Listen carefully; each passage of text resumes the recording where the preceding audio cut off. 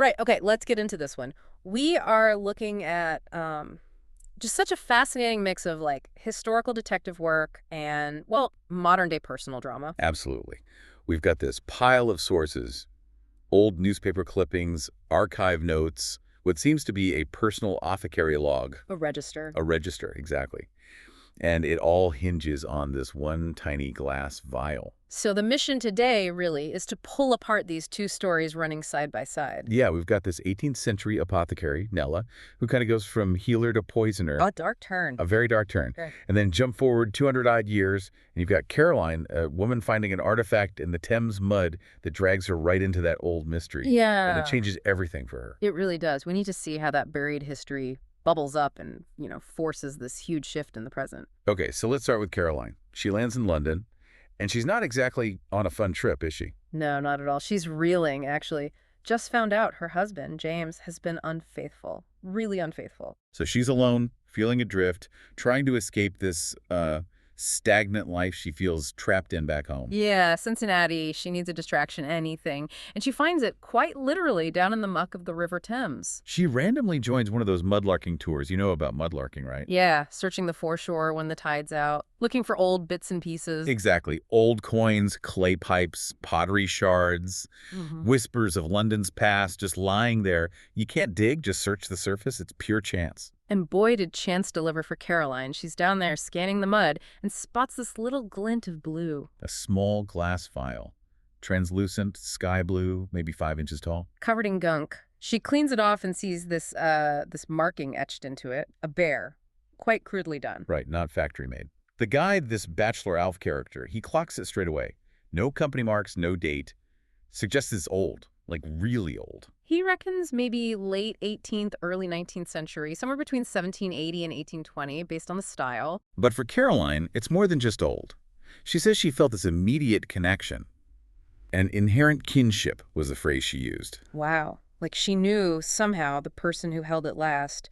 That feeling is what pulls her in, isn't it? It's the hook. It yanks her right back into the past, specifically to 1791. And that's where we meet Nella, the apothecary, the potential owner or user of that bare-edged file. Nella, operating out of number 3, back alley. Now, initially, her shop was, well, respectable. It was her mother's place before her. Selling normal remedies, herbs and things. Exactly. Things like yarrow milfoil, standard stuff for the time. Yeah. But then, tragedy strikes. Personal tragedy. This involves her lover, Frederick, doesn't it? It does. A betrayal by Frederick leads to the loss of her child. And that grief, that bitterness, it just transforms her. So the healing stops. The healing stops for men anyway. She starts down a very different path. A hidden one. Dispensing poisons. And the shop itself becomes part of the secret. It wasn't easy to find, was it? No way. It was literally hidden, buried deep behind a cupboard wall, apparently, at the end of this winding, dark alleyway. Not exactly welcoming. Definitely not. And the system for requests. Fascinating. There wasn't really a waiting room. Just an empty space nearby with an old grain barrel. Full of pearl barley. Full of pearl barley. Women seeking her particular services would drop the written request right into the barley. That was the drop-off point. Total anonymity. Incredible. But she kept records, didn't she, inside the real shop? Ah, yes, the register. This calfskin-bound book. It was meticulous. She logged everything, every cure, every poison, who it was for, who bought it. Like a ledger of life and death. Pretty much. She saw it as vital, apparently. A record of these women's desperation, their secrets. She wouldn't let them be forgotten or erased. But there's one name missing, isn't there? A really significant omission. Frederick's name. She recorded all the victims, all the targets of the poisons, except him. Why do you think that was? The source notes her saying, "He defaced only my sullen heart, my scarred womb." It seems his betrayal was too personal, too deep perhaps, to even be recorded alongside the others. Or maybe recording him felt like giving him power. Interesting.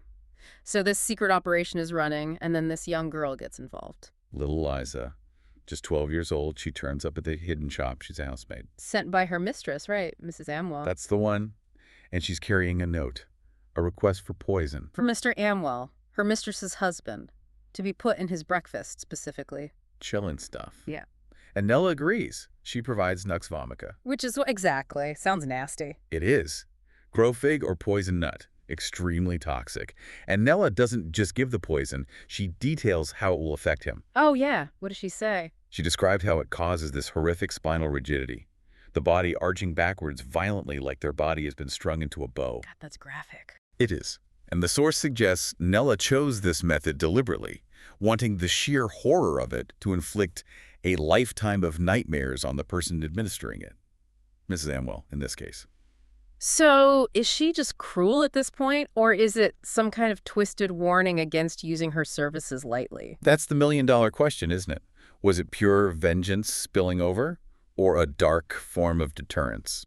Hard to say for sure. Okay, let's hold that image, the poison nut, the arched spine, and jump back to Caroline. She's got the blue vial, the bear etching. And she's hitting the archives, hitting the old map. She's trying to place Nella's shop. She finds 3 back alley on an old map, Walker's map of London, and she realizes it's near a modern street called Bear Alley. The bear connection. The etching on her vial, the alley name. It's too much of a coincidence. That's the thread she pulls. And it leads her to the British Library, digging through digitized newspapers. And bingo, she finds it. A bulletin dated February 10th, 1791. The murder of Lord Clarence. This is it, the breakthrough. Lord Clarence died, but the poison wasn't meant for him. It was cantharides, right? Blister beetle poison. Yes, intended for his mistress, a Miss Birkwell, but purchased by his wife, Lady Clarence. He ingested it by accident. But the key detail for Caroline, the absolute clincher, is the description of the poison jar's marking. The police report mentions a maid described the wax seal on the jar, and the seal. A crude bear logo, just like the one on her vial. Exactly. That's the moment Caroline knows. Her mudlarking find isn't just old, it's connected to a specific, documented murder. It must have been electrifying, and it pushes her to do something pretty, risky. Very risky. The site where Nella's shop likely stood is now a condemned building site, about to be redeveloped. And she breaks in. She breaks in. At night, using her phone's flashlight, she finds the hidden cupboard, pries it open, and the register is still there. Unbelievable, after all that time. And she photographs the pages. The entry for Lady Clarence confirming the cantharides purchased from Ms. Birkwell. Yeah. It's all there. Proof. Solid proof connecting Nella, the vial, and the murder. But then her research takes this crazy, ironic twist. Yeah, this is where the past slams right into her present. Her research notes are meticulous. She's got lists of poisons, wolfsbane, opium, nux vomica, cantharides. All the stuff Nella used, plus phrases like substances needed to kill, research notes. Purely research. But then her estranged husband, James, turns up. He's sick, got a bad cough. Looking for reconciliation, maybe? Or just somewhere to crash? Maybe. Anyway, he sees a bottle, thinks it's Dayquil or something similar. No. Oh, yes. Yeah. He takes a swig. But it's not cough syrup.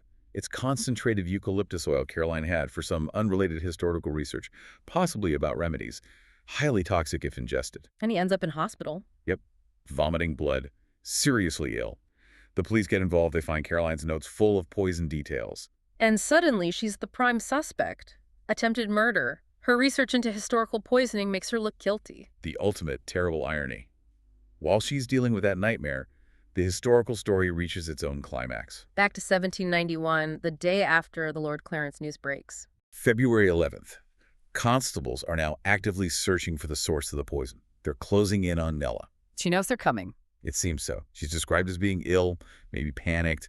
She flees her shop, heading towards Blackfriars Bridge. What's her plan? She intends to jump, to take the register, all the secrets, all the names of the women she helped, down with her into the Thames. Protect them all. But Eliza sees her, young Eliza. Yes, and Eliza is consumed with guilt. She believes she led the authorities to Nella. How? Apparently, there was something about the jar Lady Clarence used. It was one of a pair. And perhaps Eliza mistakenly returned the wrong one or didn't dispose of it properly, and it was clearly marked 3 back alley. A crucial mistake. So Eliza feels responsible for Nella's impending capture. Entirely. And in this moment of desperation, wanting to protect Nella, 12-year-old Eliza does the unthinkable. She jumps herself. She jumps from the bridge, sacrificing herself as she sees it to save Nella from the gallows. February 11th, 1791. My God, what happens to Nella? Nella witnesses it. The source describes her immense regret. But somehow, she evades the constables. She makes it back to her empty secret shop. What does she do then? She finds one last request for poison waiting. Prussic acid. She takes it and she burns it. She's done. She's done. The poisoning ends there. But She doesn't destroy the register. Despite planning to take it into the river, she leaves it hidden in the cupboard. Why? After everything. Maybe Eliza's sacrifice changed something. Maybe she still felt that need to preserve the record, the memory of those women. Even Eliza, she couldn't erase them. And she makes one final entry, doesn't she? The very last one, dated February 12th, 1791, the day after Eliza jumped, just reads, Eliza Fanning, London, unknown. Ingredient unknown. Cryptic. But that date, February 12th, that turns out to be crucial for Caroline later on. Absolutely. Fast forward again, Caroline's by James's hospital bed, cleared of suspicion eventually, but still sorting through the mess of her life in this historical puzzle. She keeps digging. And finds another newspaper article, this one much later from 1802. And it's about an Eliza Pepper, May Fanning. Eliza survived the jump. She survived. The article mentioned she married Tom Pepper, the boy who worked in the nearby bookshop. And Eliza herself is quoted. What does she say about surviving the fall? She credits my first tincture, something she kept in a little blue vial of magic. She says she swallowed it just before hitting the water, that the frigid depths were a welcome respite. The little blue vial, it has to be the same one. It has to be. The one Caroline found, the ingredient unknown from Nella's register.